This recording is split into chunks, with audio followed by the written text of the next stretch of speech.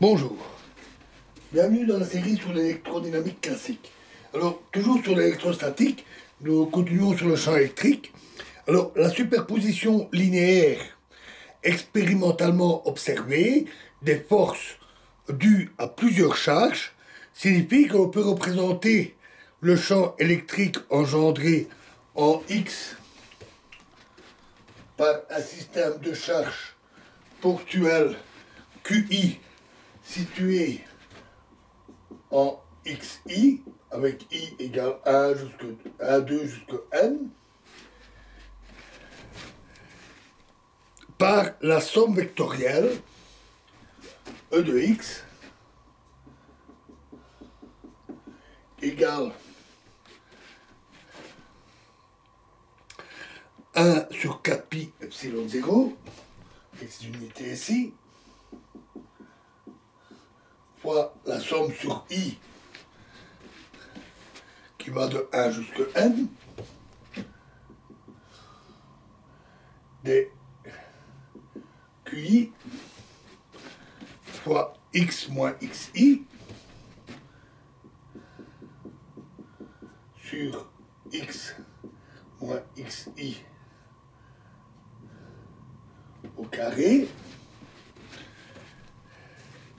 Et si les charges sont suffisamment petites et nombreuses pour être décrites par une densité de charge ρ de x',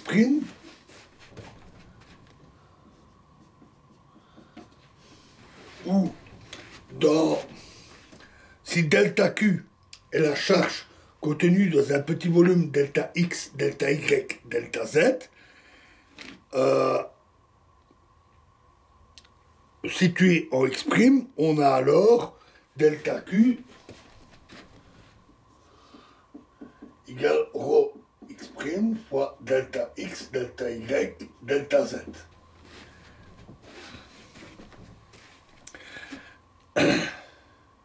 Et on remplace alors la somme par une intégrale. E de x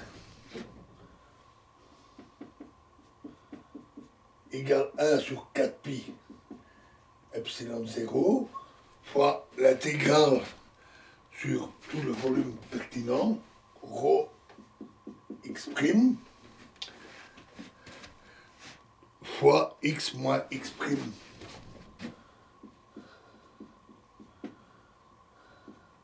sur x moins x' carré d cube x', où d cube x' est égal à dx' fois dy' fois dz'. C'est un élément de volume tridimensionnel attaché au point x'. Il convient ici d'introduire la fonction delta de Dirac. À une dimension, cette fonction, plutôt cette pseudo-fonction, s'écrit delta x moins a, et elle jouit des propriétés suivantes. Alors, premièrement, delta x moins a est égal à 0 si x différent de a. Et deuxièmement, l'intégrale de delta x moins a dx égale à 1. Si le domaine d'intégration contient a, sinon l'intégrale vaut 0. On peut considérer intuitivement, mais la démarche n'est pas tout à fait rigoureuse, que la fonction delta est la limite d'une courbe en cloche, par exemple une gaussienne, qui s'étire vers le haut tout en conservant l'aire qu'elle délimite avec l'axe des abscisses. Donc on obtient une fonction de plus en plus étroite et de plus en plus pointue. La théorie des distributions de Laurent-Schwartz offre une approche mathématique rigoureuse et complète de la fonction delta et de ses manipulations.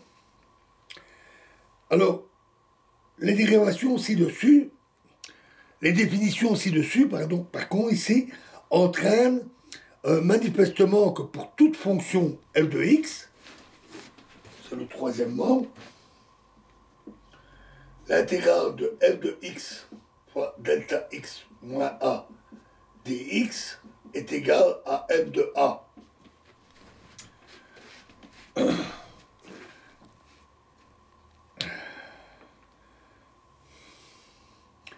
Alors, l'intégrale de f de x fois la dérivée d'une fonction delta se calcule assez facilement si on considère que la fonction delta est une fonction régulière, mais en termes d'un pic étroit.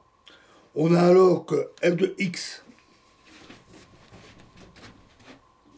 quatrièmement, f de x fois delta prime x moins a dx égale moins f prime de a,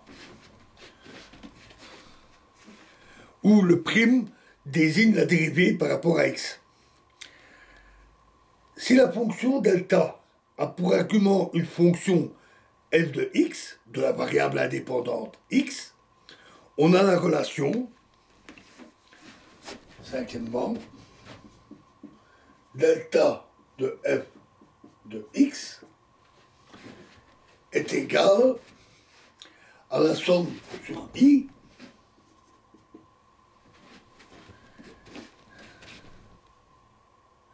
de 1 sur valeur absolue de df sur dx fois xi en xi fois delta x moins xi, delta de x moins xi, où la fonction f de x est supposée n'avoir que des zéros simples situés en ces xi.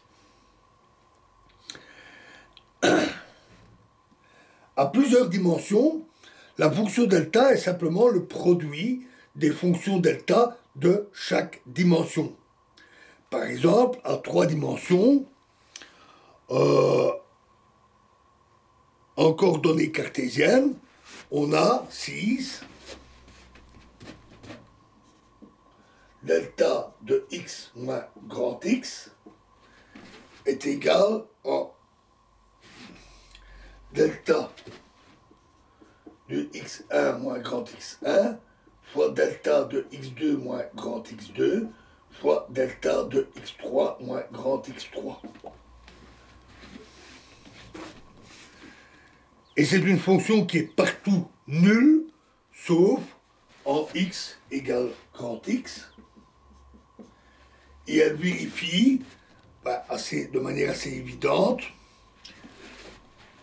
le set intégral sur un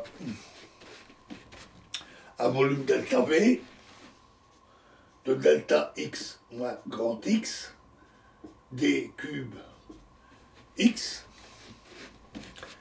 est égal à 1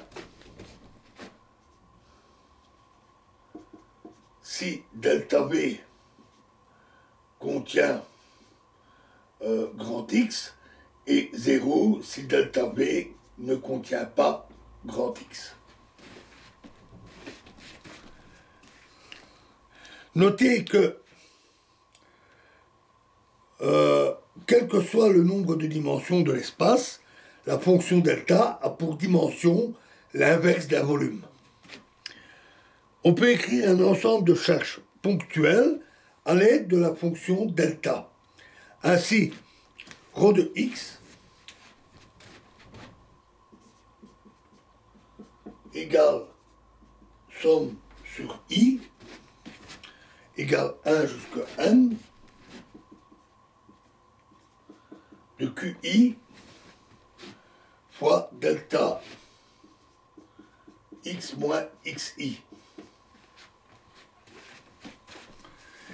Ça représente la densité de charge pour une distribution de charges ponctuelles qui sont respectivement situées au point xi. Si on substitue la densité de charge ici dans l'intégrale qui donne le champ électrique, puis en effectuant l'intégration en utilisant les propriétés de la fonction delta, on retrouve la définition sous forme d'une somme. Donc voilà pour le champ électrique et la fonction delta. Et dans la prochaine vidéo, nous parlerons du théorème de Gauss. Je vous remercie.